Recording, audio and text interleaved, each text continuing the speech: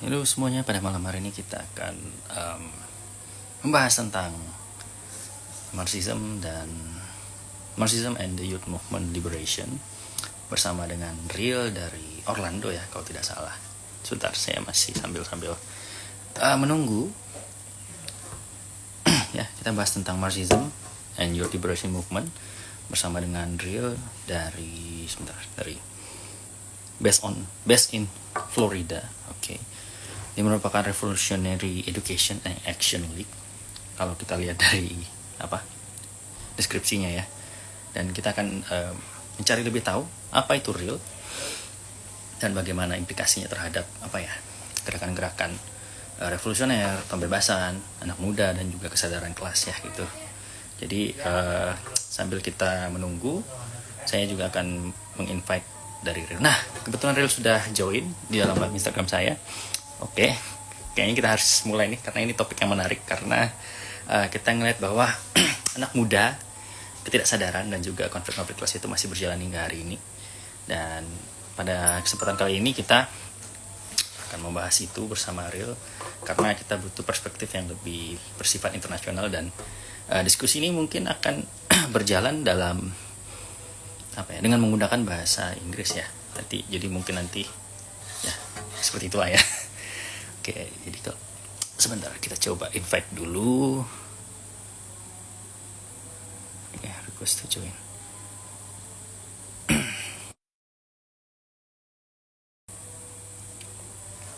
Sebentar, wait.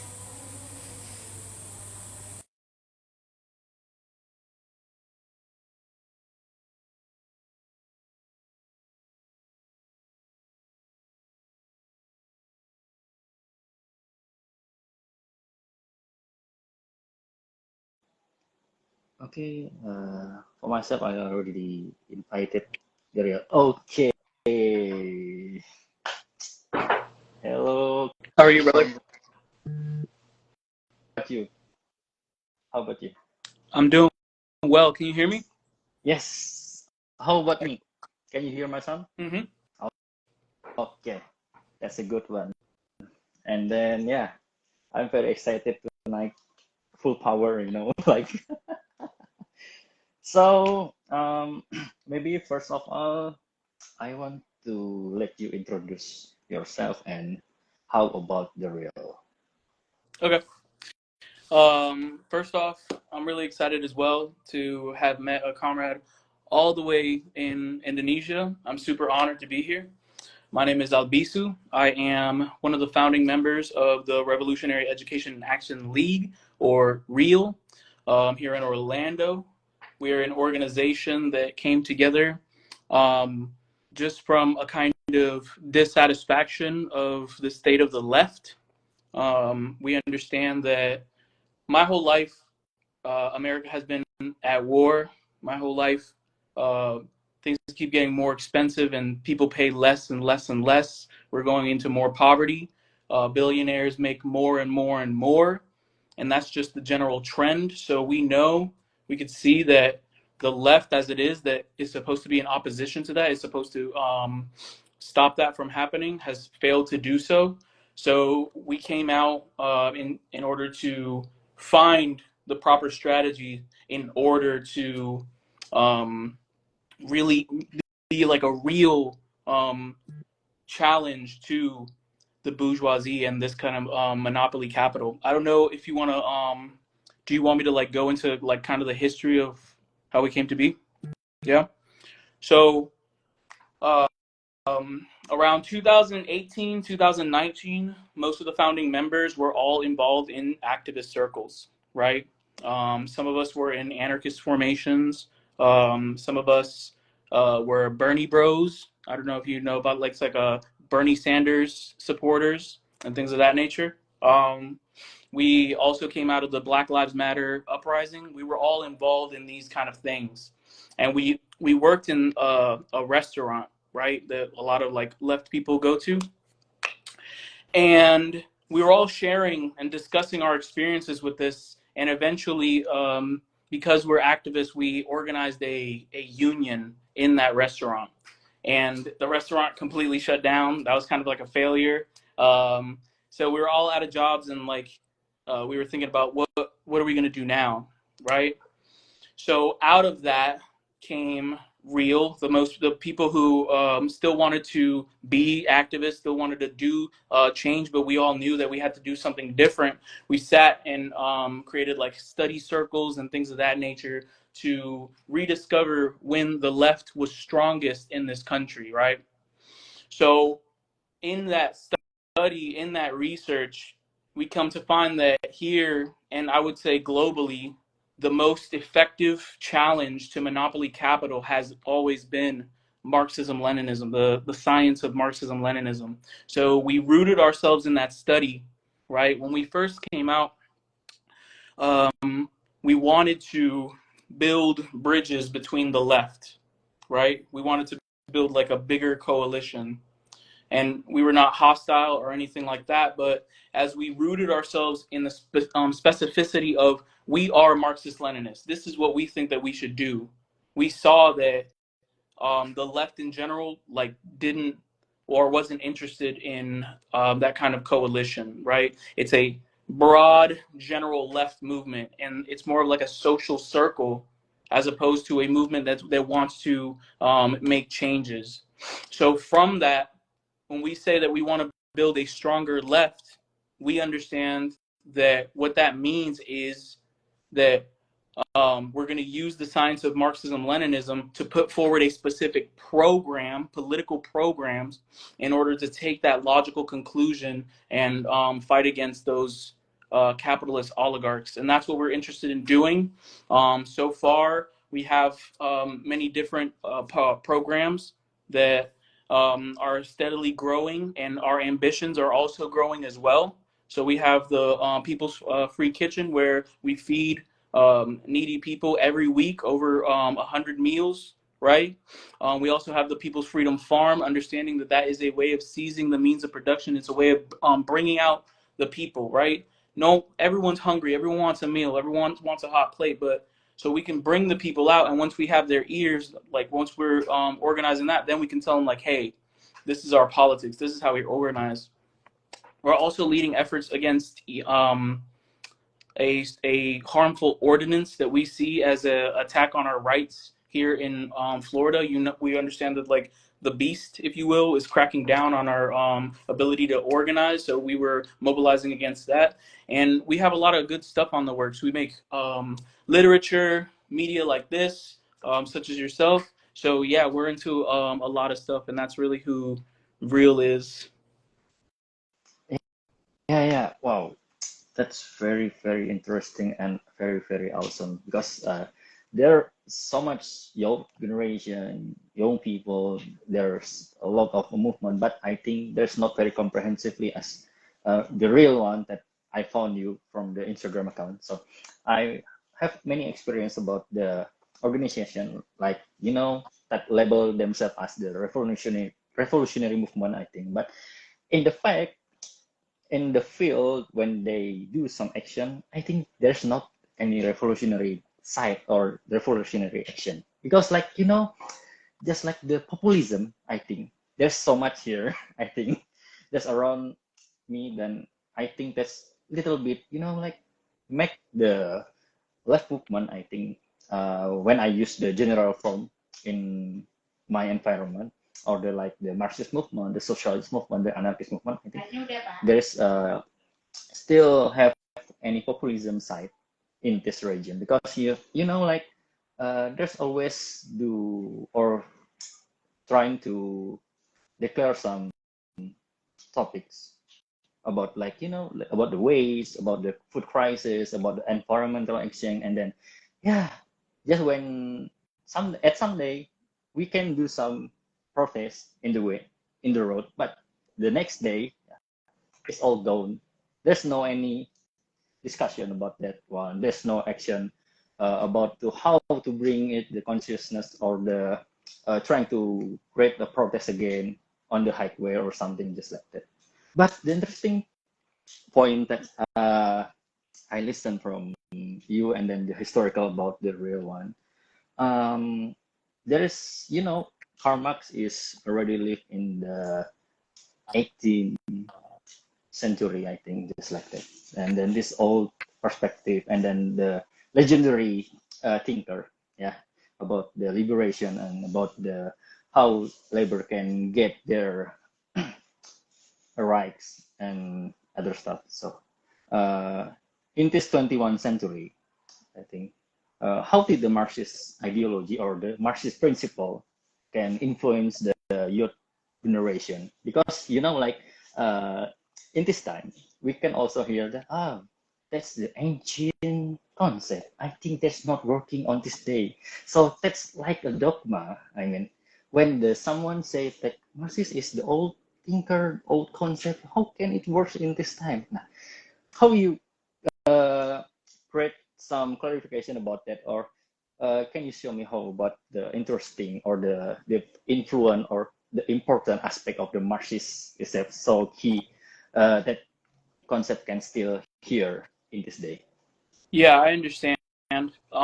We get a lot of that too. It's said that like Karl Marx is like a white man from 1800, so how could he possibly talk about things that are relevant? And to that I say, what's that man? Newton, right? The scientist Newton who discovered like or had to do with like gravity and things like that. That was an old white man from way back then too. But his ideas are relevant because they maintain a scientific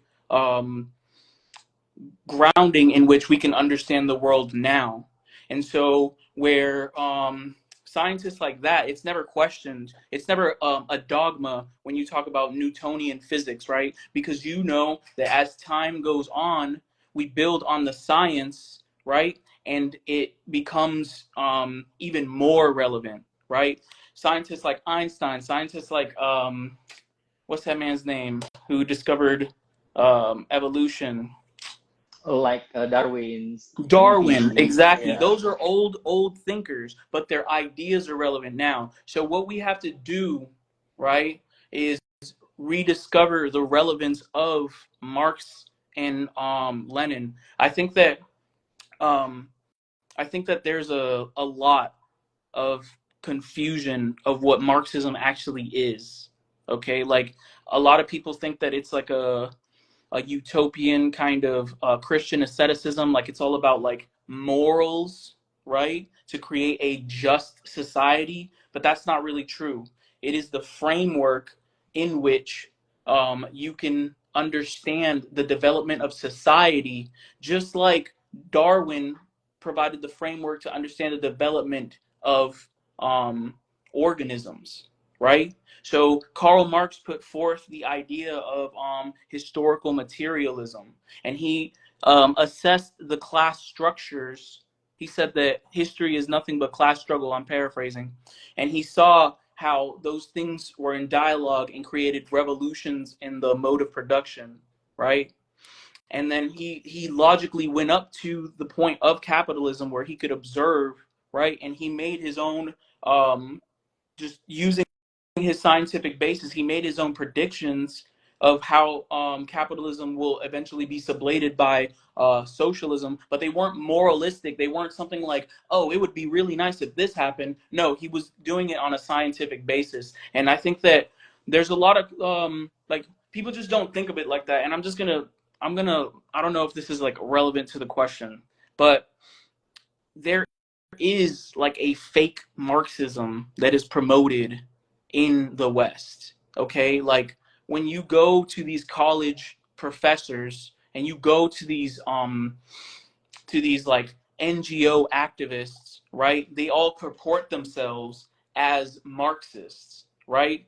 But they're all taught from these academic people who claim to update Marxism, but really they revise Marxism, right? They omit class from the discussion and replace it with either race or gender or some other sort of marginalized identity, which I'm not against, right? I'm not against that, but to omit that from Marxism, omit class from Marxism is inherently to sabotage Marxism, to misunderstand it, right? They also reject the idea of historical materialism, right?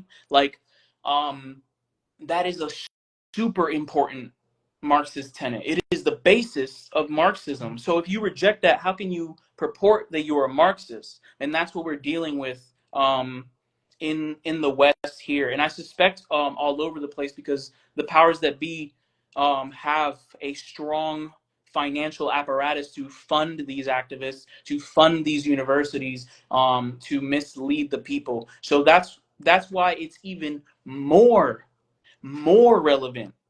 Marxism is not less relevant than his time; it's even more relevant this time, and it's important that the youth discover it. And I hope to aid in that, aid in that rediscovering of Marxism. Yeah. That's the good point that I get from you. Because like, in this time Marxism is still becoming to more relevant and relevant again, because the capitalism is more bigger than as imaginary before, since the revolution of industry revolution. So, and first of all, I think we need to clarify, because the lately we still to clarify about the Marxism, and then how about the fake Marxism is that I want to clarify, because in my opinion, around myself, actually, there are a lot of misconception about the left in the USA and the right in USA. Can you clarify about it, so we can make the distinguishes point that very clear about how the true of about Marxism movement, how the true of the movement that called left in the USA, because there is a lot of misconception here about that. Yeah, I agree. So the dichotomy between the left and right, it's important to understand where that dichotomy came from. And as I understand it, it was from the left revolution, the French Revolution in the 1700s or so, where the people who were against the king were situated on the left, and the people who were pro, like to conserve the king's rule, was on the right. That's my understanding of it, right? So these things are pointing to a distinction of who is the party for change, and who is the party for the maintaining of the status quo, right? So as we develop, as we go on from that, people start to just identify specific ideologies with the left and the right. But the issue with that is that, just like when you're looking at something, right? This is my left, this is my right. But now when I'm looking here, this is my left, this is my right. So in the time of the what's it called, the ancient regime and those kingdoms or whatever, liberalism was on the left. But now that we are in this capitalist time or whatever, liberalism is not on the left. You get what I'm saying? Like, objectively. And if we like that's the real concept of the left and right? Like, the real thing that would be left would be a socialist movement. It would be Marxism for the people, right? But as it's understood colloquially, right, in common discourse within Americans, to be left and right is just to be Democrat and Republican. So it's probably different where you're at, right? But in America, the left and the right, those are the real distinctions. As you talk to like a normal person, right? You might talk to someone who's like really ideological and they'll be like, oh no, that's not the left. I'm the left. I'm an anarchist, or da da da da da. But I would even put forward that the left, even though they consider themselves radical, right, they're still just a wing of the Democratic Party. Okay, so like one example I would have, when we came out with Real, it was like one of our first years, right? That's when Russia launched the special military operation against Ukraine, right? And we were vocally against NATO. We were vocally against NATO. And then we had anarchists who had beef with us, had problems with us because of that, right? The same with liberals, and the same with social democrats, right? So all these people who purport themselves as like super radical, super against the government, and super against the status quo, were united in defending the status quo, even though they consider themselves left. Does that make sense? Like, they were defending NATO, okay? But they would still be like, oh no, I'm an anarchist, I don't believe in hierarchy, I don't believe in like the cops and stuff like that. So even through like their ideological delusion, they're still working for the Democratic Party objectively, you know? And like the right wing, like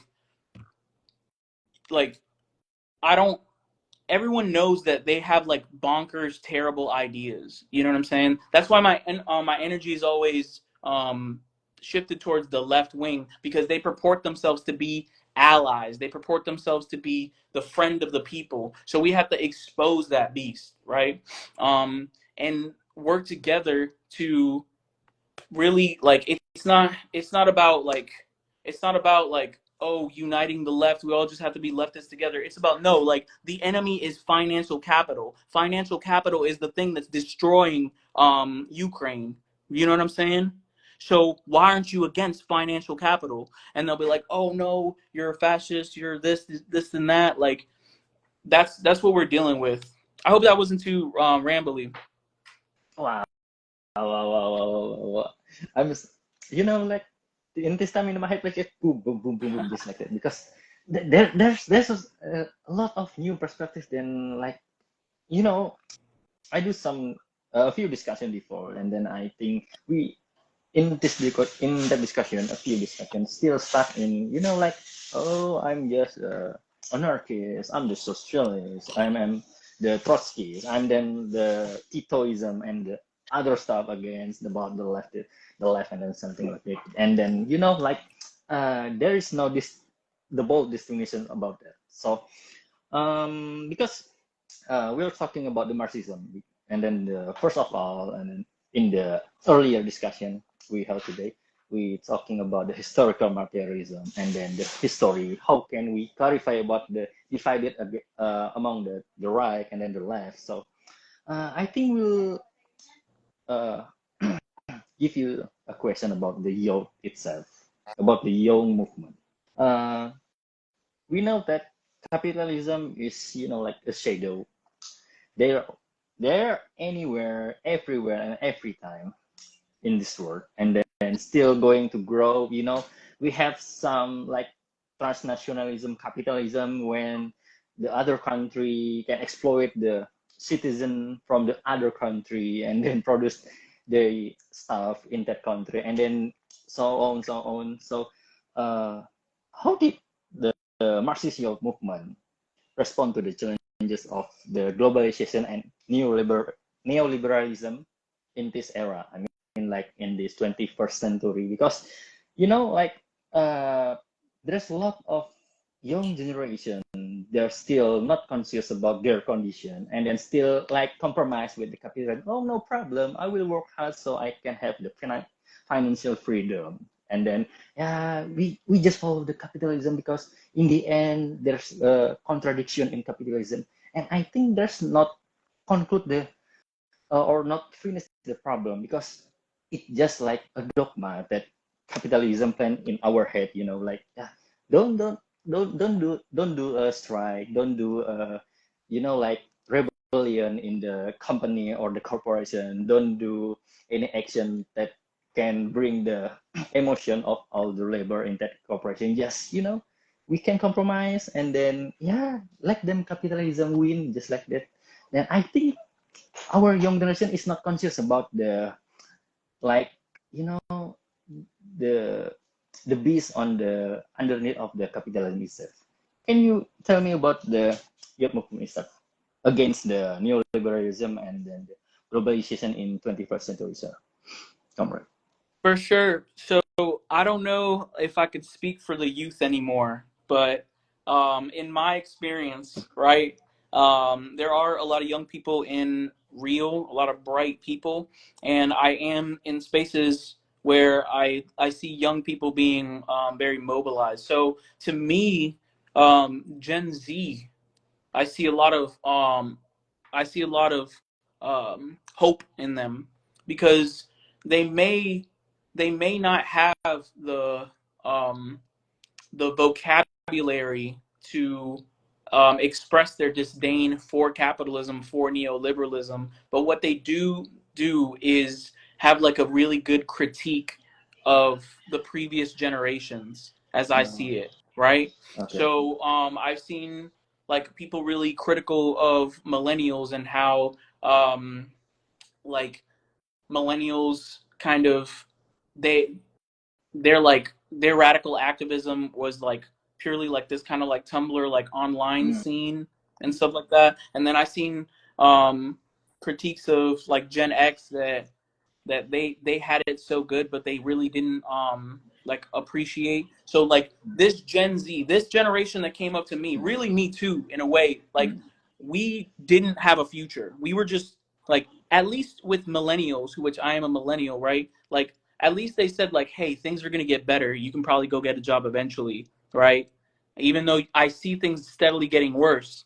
But Gen Z is, mm. they're just like, no, things are horrible. Like how can you be like 20 years old or whatever and look at the state of things and think that things are going to get better? No, it's obvious that there's not going to be jobs, there's not going to be security. So for me, I see a lot Mm, of criticism of mm. these ideologies, right?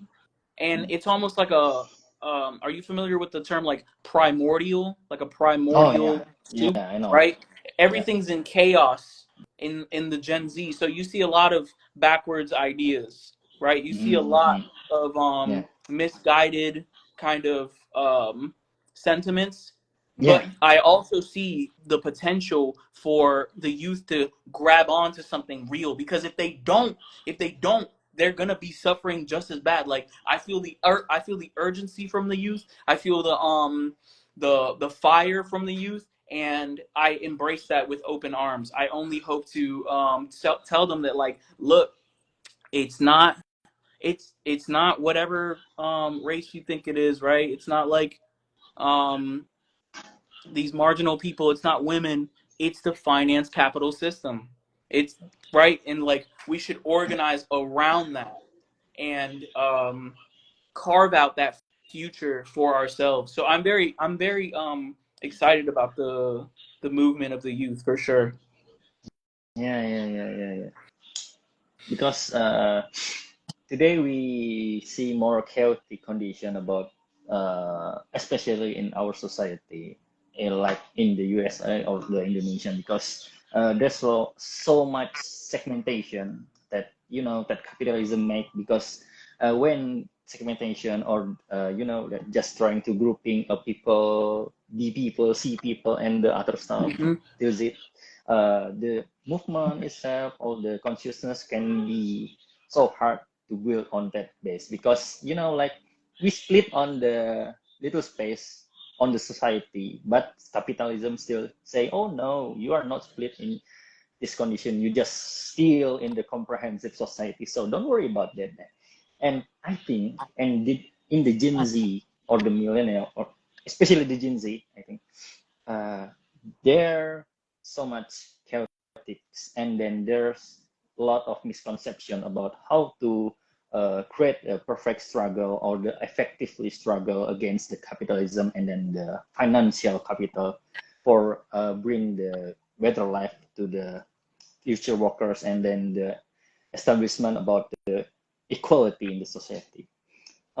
Based on the historical time, and then 18th century, 19th century, till the 21st century, we know that Marxists have so much struggle, and then so much up and down pace. Like when Soviet Union is uprising, and then till they collapse in 1991, and then in Cuba when there's a lot of embargo in the country, like the North Korea with the Juche, because they're still a strict country, and then the Vietnamese, Vietnamese is still have different from the Marxists, I think, because the TCC, the transnational capitalism, is infected that country after the the tragedy of the bombing of the Vietnam in the 1960, I think, like they try to pressure or they represent the citizen of the Vietnam to, okay, you need bring us the resource and the lot of material and then send to the Europe, or just you make it to your country and then please sell to the us with the cheaper price. So based on the problem or the phenomenon about the evolution of the Marxist, I think. In your opinion, how have Marxist youth movement or the Marxist concept itself evolved respond to the changing social and the politics in this 21st century, especially in the America? Because to create a mass movement is not easy, and then we need to learn of the basis or the mind struggle to like make it faster against the capitalism. Like just make it capitalism more faster to arrive at their contradiction in their self. So on the idea of how Marxism is adapting or is still relevant to the new social conditions, right? I think that when I read like Marx and Lenin, it's clear to me that they know that socialism will have the birthmarks of capital. You know what I'm saying? So they're not saying that socialism will come from without and change capitalism. No, the nature of capitalism itself makes for socialism. And here there's like a kind of idea that like people don't really struggle with. Like it's getting more talk right now, but if you read the Communist Manifesto, there's a chapter of what's called reactionary socialism, right? So people have like this idea that socialism is like like um a moral system, right? But that's not what Marx's position is. It's not a utopian position. Marx came against the utopianism. It's a scientific development from the logic of capital.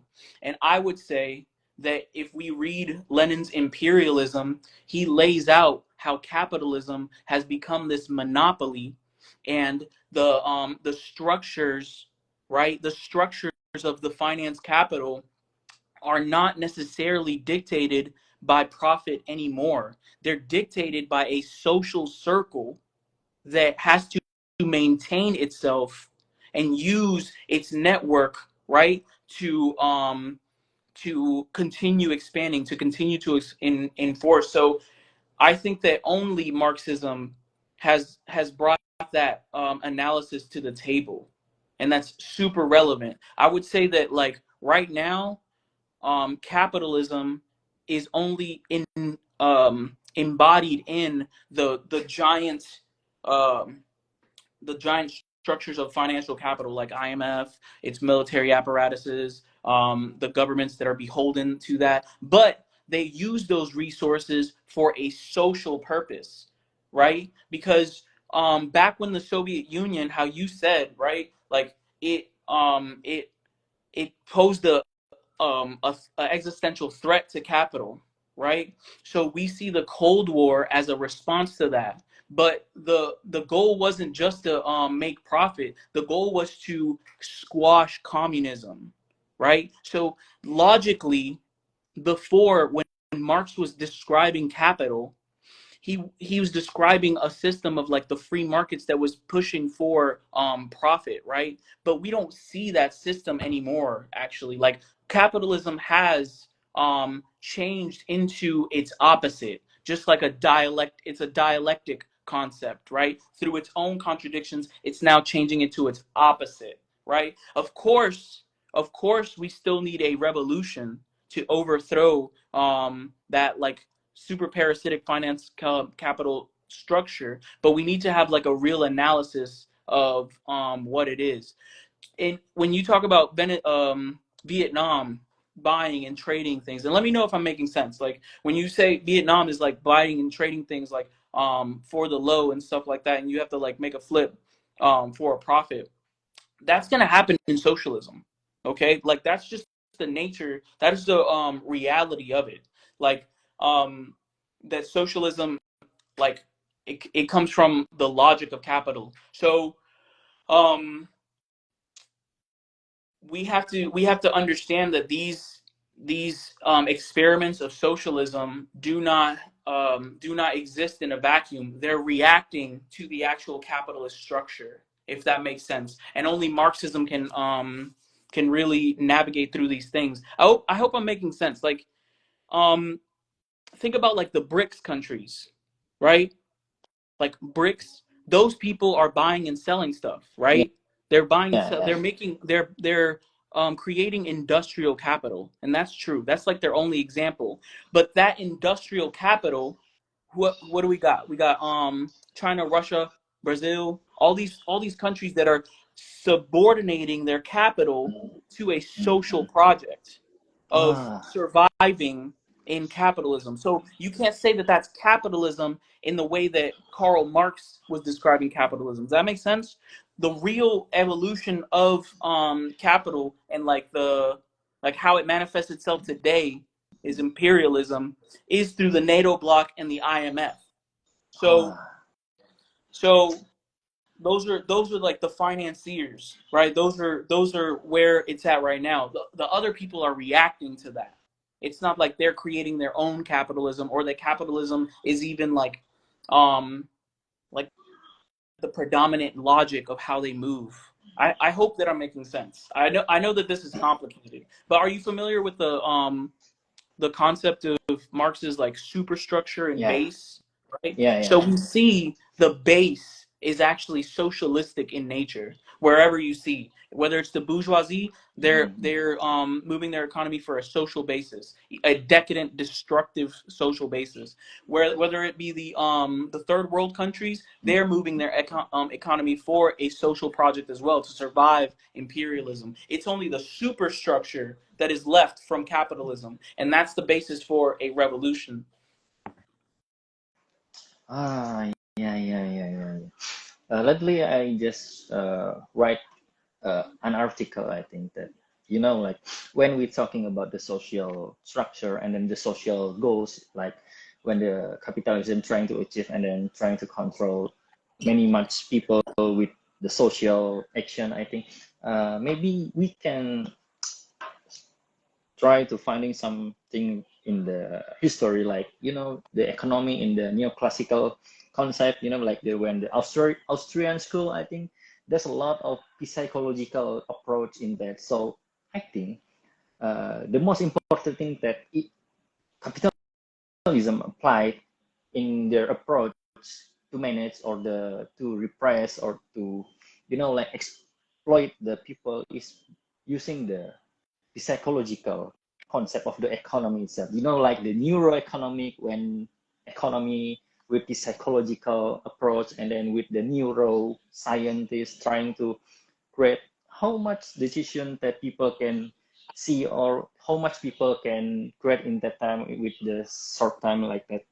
And then like not just the neuroeconomic, but there's a lot of a new interdisciplinary about the uh, field of study, like econometrics, if you ever heard about that. So that approach trying to like create a lab in the society, like they do some experiments about the how a psychological behavior can impact the mass of the structure, mass media, and then the mass movement. So the capitalism can predict it about that.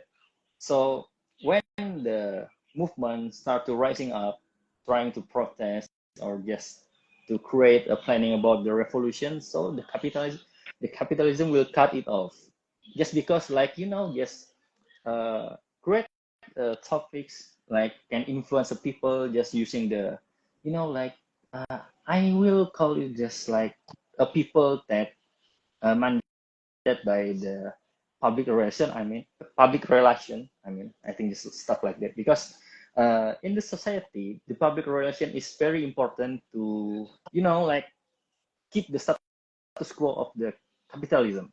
Because with the public relation or the management of the propaganda itself, in, in this time is more smoothly, then people like, yeah, let there's a lot of stuff. I think that so the Yeah. capitalism in this nowadays, it's more the chaotic than I seen before. Like in the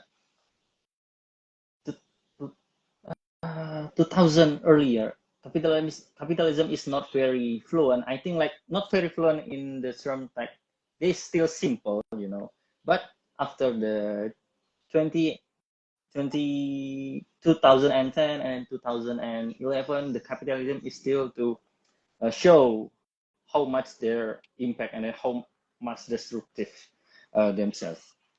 When Just the to co- just yeah, yeah. to piggyback off that really quickly, right? I find it really interesting that me and my org we read State and Revolution by Lenin, and to me this shows like even more vitality of the Marxist-Leninist ideology. He was talking about like all of those works that he made during that time, right? Was a polemic against the German Social Democrats, right? And in State and Revolution, he talked about how all the bourgeois states and all the states beforehand and other modes of production, once they have their revolution, it constitutes the state's power. Does that make sense? So like a a medieval state is not as powerful as a republic state in the 1800s, right? The republican means of repression is much more advanced, and it's the revolutionary element that provides that advancement, because once you're in that new mode of production, it requires that kind of sophistication. So really, what we see as the bourgeois state, as you're describing it, is advancing. That advancement comes from the failure of the left to establish a new proletarian state. Because I mean, the bourgeois state is adopting all of the language, all of the technology, all of the ideas from the so-called left and making them serve the bourgeois. You get what I'm saying? And I could show some examples on that. Like in over here, when we had the Black Lives Matter movement, Yeah, um, yeah.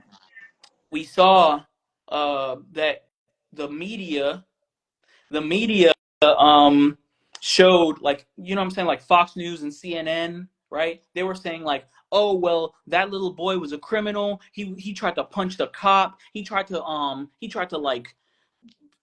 shoot someone or something like that. But on we saw it on someone's phone. I could look into someone's phone and see exactly what happened. I can go to another perspective and see the same thing happening on someone else's phone. So the capitalist institution of media was not able to deal with the new productive forces of the phone. You get what I'm saying? So the capitalist media around 2010, 2000, all that stuff. They reign control of the internet. That's when the biggest pushes for censorship of the internet became more important, and that's when they started having like meme people, right? They like the CIA hired like this lady who was like super corny to like make like a TikTok video. She's just like, I love the CIA. Da, da, da, da. That's the advanced sophistication of control that we're dealing with. Does that make sense? So, what's another example? Palestine right now is 100% an example of that. But even on an ideological level, you're talking about like psychology, right? On an ideological level, it was Trotsky, and I'll say this with my chest, it was Trotsky that gave the bourgeoisie the ideological arms to fight against the Soviet Union. You get what I'm saying? So all these like so-called left people, right? They have like these radical ideas, but they're not efficient in overthrowing who we need to overthrow. So the bourgeoisie uses them. If you go to a Barnes and Noble, which is a bourgeois bookstore, you can find anarchist stuff. You'll find Trotsky. You can even find Hitler, but they'll never sell Mao. They'll never sell Stalin. Why is that? It is because the bourgeoisie finds use in these ideologies. If you were to read Stalin, if everyone were to read Stalin, tomorrow we'd be done. The revolution would be here. Straight up. But everyone's reading like um Kropotkin or some stuff like that. Everyone's reading like some other like nonsense, you know? So I understand that there is a psychological war going on, and that's the importance of keeping this thing healthy, dude. Like you can't be on TikTok all day. Read a book, you know what I'm saying? Just like when you have a good diet, you'll be strong and more able to facilitate and deal with your real life. If you have a good media diet, you can also be strong and push past the psychological operations that the feds put on us. You feel me? Yeah, yeah. That's interesting because when you're talking about the Marxism, Stalinism, Stalin, like Mao and then other stuff, uh, you know, in the near position in my life, like people around me still arguing about how Karl Marx still Marxism or Karl Marx is a real Marxism. And I mean, like, what? Why this discussion, or why this are people arguing about the Karl Marx still Marxism or not? I mean, like, there is a lot of stuff we can talk about that. You know, there's the main problem that the revolutionary movement and then the revolutionary discourse can going through the barrier that capitalism create, because like the people still talking about the basis of the problematic, and then like people not very update about the condition by them by themselves of the condition about around the world, because like there's such a problem that about the minimal spectrum that always are going that the one is more better than one and one more better than one. I think there's a lot of problem that can be. So there's a question from our viewers, like from Fikri Mubarak. They ask, Marxism just for movement against the capitalism, but how next? Can we use that system? Maybe can we use that quote like Marxism be a system after the Marxists defeated the capitalism? So the Marxist method is a scientific method, right? So you cannot conduct an experiment if you don't have the materials available for you, right? So right now, our experiment is the sublation of capitalism wholeheartedly, right? And going into the socialist mode of production, right? Marxism, if we maintain the scientific vitality of it, can definitely continue the, beyond that, right? It can definitely have a kind of a relevance in the future for sure. For example, when he says the advancement of the productive forces is the most important thing for the Communist Party, right? So we see that the advancement of the productive forces will continue to be a situation um, beyond when we're done dealing with capitalism, right? So already we can see that will still be relevant. I cannot answer how it will be relevant. Like I said, I don't have the materials. I don't live in that condition, but I would definitely bet that it will continue having vitality in the future. Okay.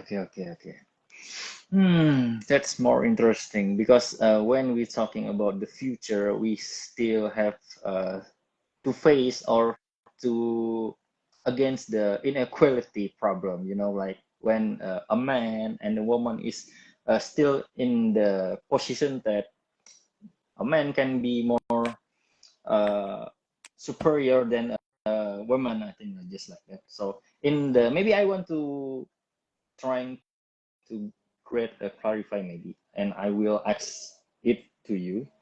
Many people say that all the phenomena that came or happen in this world when we talking in the Marxism point of view, that always determined by the economy aspect. You know, like everything when we're talking about Marxism, like social conflict, the cultural capital, and then the other stuff like maybe like psychological or the about the religion itself is always about the determined by the aspect of economic. I think there's a lot of people opinion. So including the issue about the gender inequality, I think there's a lot of like debate on that.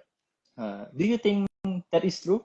I mean, like when the Marxism talking about everything or phenomena still determined by the economic aspect, or there is a perspective that can explain about that? Because the gender equality, I think, is not only came from the economic aspect. I think. How about you?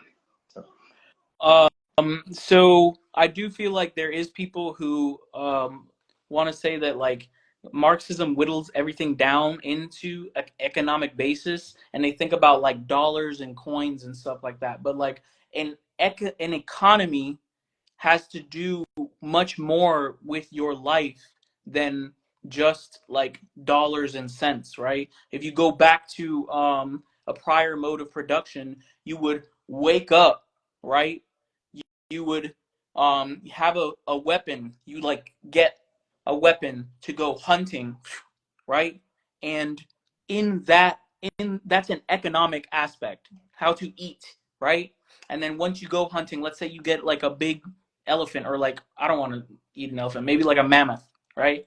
Once you destroy a mammoth, then you have to divide the meat amongst your people. That is an economic act. It's not a dollars and cents thing. And from that economic act, the warrior that you have to be taught to be a warrior. You have to be developed to have that mindset, right? And that's where the culture comes in to feed into the economic. You know what I mean? So I want to say that just to say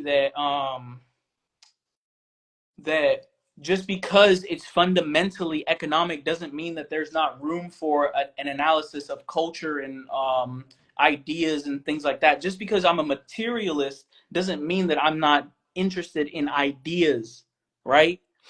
We can engage with that. Marxism makes room for that, but I think that the ideas are much more well thought out when you ground them in the material and when you ground them in an economic kind of basis. Economic in the broad sense of terms, not just like, oh man, this is socialism, this is capitalism, this is how you do stocks. No, like how do you make your bread? How do you distribute your bread amongst your family? That will tell you a lot about a person's like culture. When it comes to gender equality and stuff like that, that continues to be a huge problem, and I think that we should definitely be fighting against that.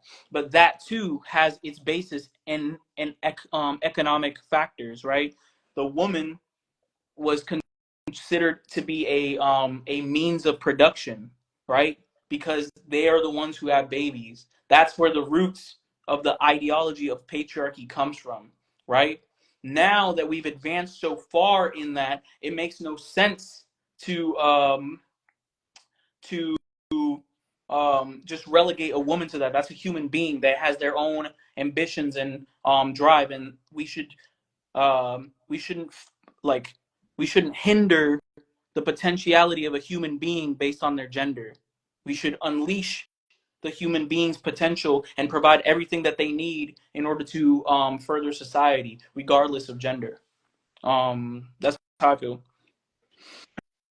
yeah. So the all viewers, all the that watching this discussion. So we clarified that the Marxism is not only about the money, about the coin, about the Bitcoin, maybe the more modern cryptocurrency. Just not like that. Right. It's not about the economy activities when you get a food, create a food, and then you divide it equality around among your families. So, and then when you're trying to create the consciousness about this movement, about this idea, in your opinion, when you engage too much activity about the revolutionary, about the trying to liberation, the youth movement, I think, and then the real action in the field in the USA. So, in your opinion, because I think when we talk about consciousness, it's not, we can split the consciousness with the reading books and then many much article we can have from the newspaper or the in the website. So how important is literacy in raising awareness in the perspective of Marxism? So, literacy is of the utmost importance, but we have to we have to not be static and mechanical about what is literacy. Okay, like literacy at one point meant, can you read? Can you say your ABCs? Right? Can you like read this document? That's what literacy is commonly referred to. But now the productive forces have advanced through such a way that now I don't. I could just talk to you about Lenin's ideas or of imperialism. It's like through a medium, but we're still engaging with these ideas through video. So people can definitely learn through video. People can definitely learn through memes, and a lot of people don't think that that's true. But memes communicate a very specific kind of feeling and idea, and they create something very accessible in like a second. So what we have to do is develop a new kind of literacy, right? A literacy of who are you watching, right? Is this person paid by the CIA? No, right? Like, so you should be watching that person. On TikTok, like, what is the class background? Who created this? What community does this appeal to? And that's like a heightened sense that I commend the Gen Z youth to for being able to identify things like that. You know what I'm saying? There's like music that is associated with it. There's an aesthetic that is associated with it, and it requires a kind of heightened sense of awareness to see what you're even looking at, you know? And that's the new kind of literacy. So yes, of course, we advocate literacy, but we also advocate to heighten that literacy to make the message accessible to the masses, right? So when I'm going talking to people in America, okay, like I'm telling you right now, Americans hate the government. There's no one who likes the status quo right now. I can go to my mom's house, have a discussion with my whole family. We don't like the government. I in my job, I'm lucky enough to talk to regular working people, and I always bring up politics. No one likes the government, bro. In leftist spaces, no one likes them. Okay, so we have to um, and this kind of goes to something that you were saying before, where it's just like, oh, who cares if like Marx was right or whatever was right? Who cares if Trotsky's right or Stalin's right? No, Stalin provided the material idea that the class struggle takes on national characteristics, right? So when I go to normal people, I'm not like, hey, bro, you need to read Stalin. I'm like, hey, what you're feeling is true.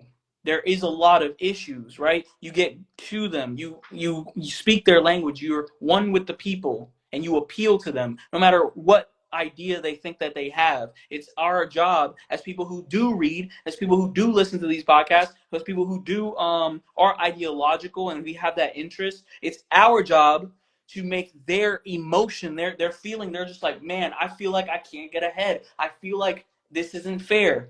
You articulate that. You be like, it's not fair because of the bourgeoisie, right? And then you lay out the plan forward. So yeah, like literacy is important, super important. You should dive into that. But it's even more important to be able to take that Marxist jargon and distill it amongst the people to be more useful. And that's what I'm interested in. Yeah. That the interesting point, and then I think that's a new point of view that I got from the discussion, because the many much discussion is still basis on the, yeah, just read a book, buy a books, and then trying to analyze the books, and then not, like not trying to create a new perspective about that, not trying to make the literacy is more up to date about that, not optimize the literacy using the technology, and then the most of platform that develop in this era. So I think there's a lot of problem when we trying to have the principle of the status quo in the old time literacy principle.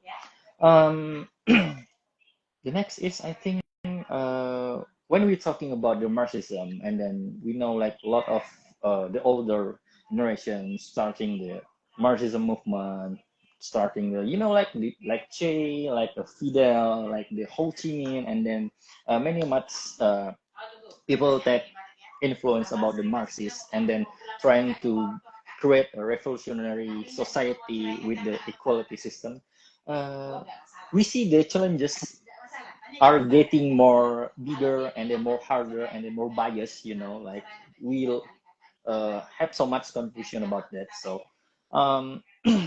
when the capitalism is increasingly and stabilizing its position, now what are the first steps that the younger generation or the our generation should take for the first?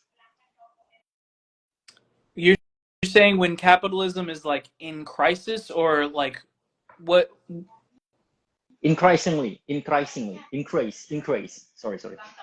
So I would say that the first steps, and this is just my opinion, I don't know, like there's there was those times in like with Vietnam, Cuba, um, Ghana, even, and Burkina Faso, right? So there was like that was under the time between like the two world powers, right?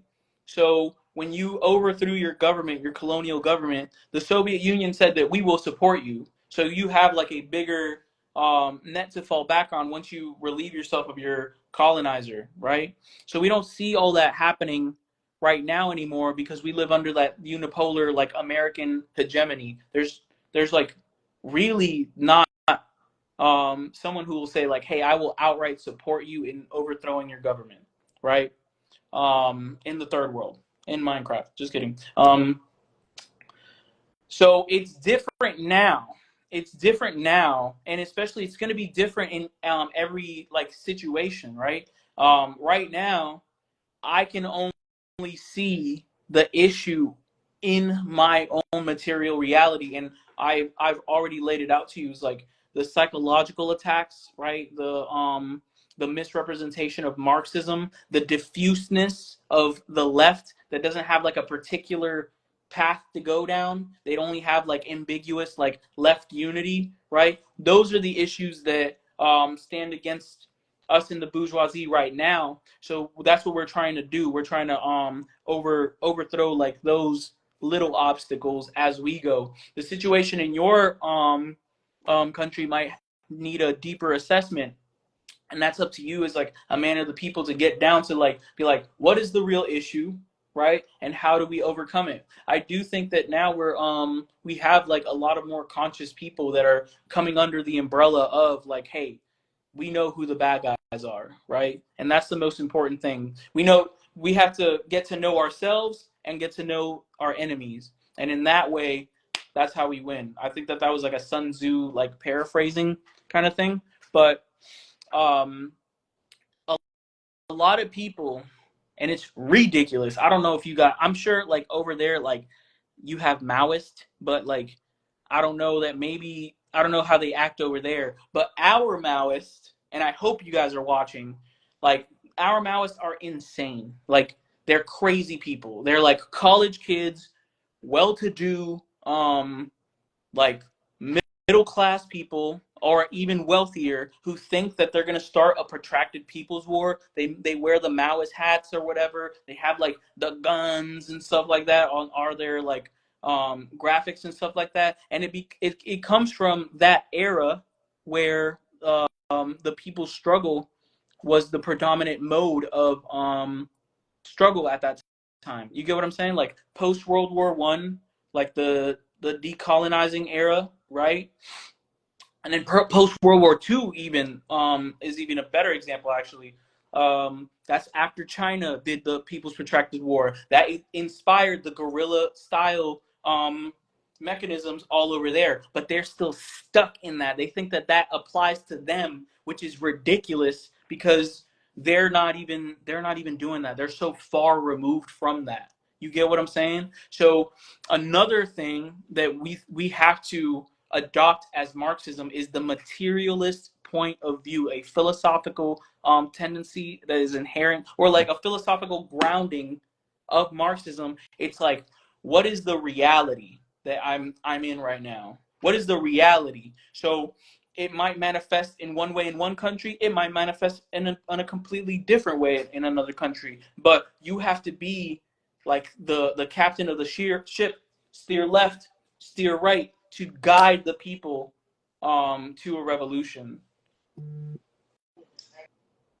Wow, wow, wow, wow, wow. That's the cool one, I think. Like uh, many much perspective, in the Marxism philosophical, I think they're always explain about the superstructure, the basis structure, and then they not touch about the reality, how the reality or the materialistic basis, because like when we talking about the Marxism, we always trying to make isolate the concept just in economy Mm-hmm. or just in a politic. So the social one, the gender one, the religion one, the liberation day one, there's not very uh arrive at that point. Like we always talking about, when we talk about Marxism, we always talking about the politics, the economics. But like there's a gray zone that we can elaborate the Marxism and then trying to gain the people consciousness based on their, like when you're talking about the marginal society, we always talking about how the psychological of the marginal society, so we can trying to understand themselves by the social condition. Like we can trying to create them more conscious about their condition, so there can be the member of the movement, and then we can create the more comprehensively movement to the like just create a society that equal in the future. But I think this is the last question, and maybe just like a lot of meme that I see using this question. Maybe when if someone asks to you a question that socialism in one country first or the internationalism first, what would you answer to the question, sir? I am 100% a Stalinist. I 100% believe in socialism in one country. The idea that like, right, and this is my understanding, and I think that this is the typical left understanding, right? Like people have like this idea of internationalism, right? Um, and of course, I'm an internationalist as well. But the way to be an internationalist is to be a patriot or a nationalist of your own country, not like a chauvinist, right? But that's how you're concretely international. Okay, and I struggle with communicating this because people really don't understand what I'm saying. I'm in America. America is the great Satan, is what they call it. Okay, it has military bases all over the world. It has financial foot soldiers all over the world. It has CIA agents all over the world, even in other governments. It has subordinated the whole planet. Okay, so when that government that I am under and that I am a citizen of calls to war against Russia, against China, against whoever, against Palestine, against the new Sahel countries, Venezuela, when my government is being aggressive to another government, I do not sit back and assess like, is this government the one that I want to? Is Russia the ideal government that I want to live under? Is that the basis of me caring if that government goes to war with mine? Do I have to like assess and be like, well, China has this problem, China has that problem. I don't care, right? Like just I'm against both, right? No, no, no, no. You have to take a material stance against your own government's problems, because if I were to do that, if I were to say like, yeah, China's revisionist, China's reactionary, China is fascist or whatever, you're just giving an arsenal for your already super powerful imperialist government to go over and bomb them. We see that with like Gaddafi, in Libya, right? Or even Iraq.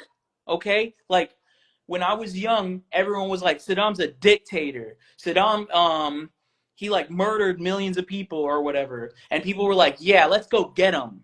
And then now what happened? We have millions of people dead over there, and it was my government's fault. The left and the right needs to take responsibility for that. Like, we let that happen. We let that happen. We let people die, and that's the reality. So I'm not interested in giving no arsenal to the imperialists. I'm interested in being against imperialism concretely, and that means being part of my proletarian nation. I can't say that I'm like super patriotic for America, because I'm Puerto Rican and that country's colonizing my people, but I'm not gonna disavow someone because they are American, bro. They're American. That's the reality. That's the end of the conversation. When they say that they're like patriotic, right?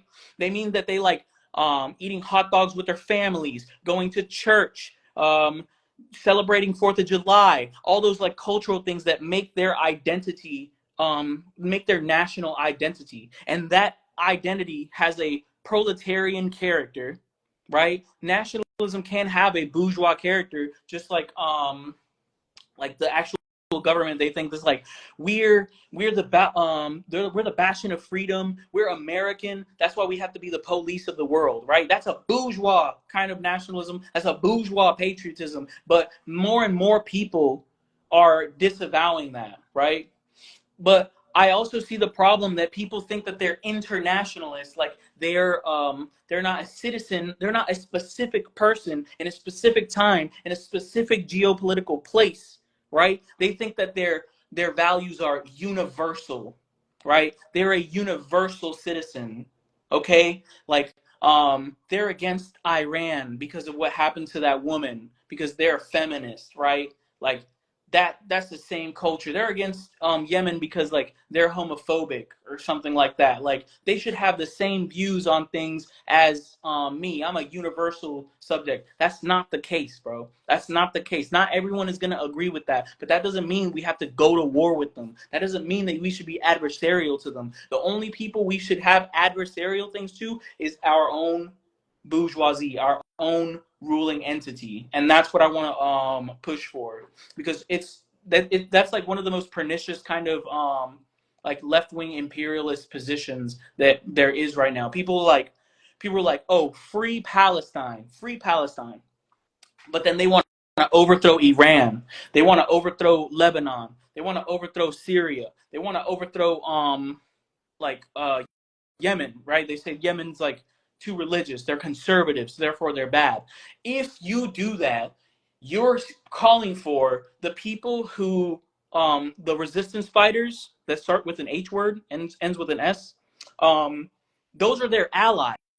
So how can you say that you condemn or like you want a free Palestine when you're condemning the allies of the people who are fighting for a free Palestine? And that's the Philistine mental delusion, that you think that these two things are in accordance with each other. And it's a huge problem here on the left, in America. Like people don't even think that they're like American. Like they'll like dye their hair blue or some shit like that, and they'll identify with all these other things. But it's like, no, you're like materially as American as it gets, you know? So like, why do you have this like animosity for other working people that are in the same terrible boat as you? It's not that, or we say like we're agreeing with them, but we have a class interest in fighting the bourgeoisie, and that's rooted in our material national interest. Hopefully I didn't ramble too long, but yeah, that I'm very inflamed about that. Oh, there's a new perspective again and again, and I think that's why like the history that the real do in the society, that you do a lot of action, gaining the mass consciousness, and then gaining how to create the society more conscious about their condition, and then do some, like not a campaign, like sharing about the true fact that maybe that society cannot get from the government media, or the media that controlled by the government itself, just yeah. Around the world also have a media that controlled by the government itself, especially in my region also. And then maybe for the last thing, yeah, again and again, time is always limited our discussion. I had the time, but yeah, the time is just imaginary because the revolution is still ongoing, and then we must have learned so much perspective around the world, especially, like the organization or the media take a lot of experience to growing people consciousness, and then struggle, uh, and then gain the class struggle or the movement from the Marxist perspective. So for the last time, for the last thing, can you give us a closing statement that can gain our consciousness about this society nowadays? I guess my closing statement would be that we are the Revolutionary Education Action League. We are real as far as we understand that we are in opposition to this fake left, these fake dissidents who lie to the people, they dissuade the people, they organize against real dissidents. They spend all their time fighting against each other, and we're not interested in that. If you're interested in moving forward and advancing our society beyond this bourgeois, like hellish structure, please check out our social media platforms. We have lots of articles, lots of graphics for you to engage with. And if you find yourself in Florida, in the Orlando area in general, please join us in our efforts to fight against this evil machine. And let's not quarrel with each other anymore. Let's quarrel with our enemies, the bourgeois state, right? And I'm sure that statement could like echo around the world and still have some relevance.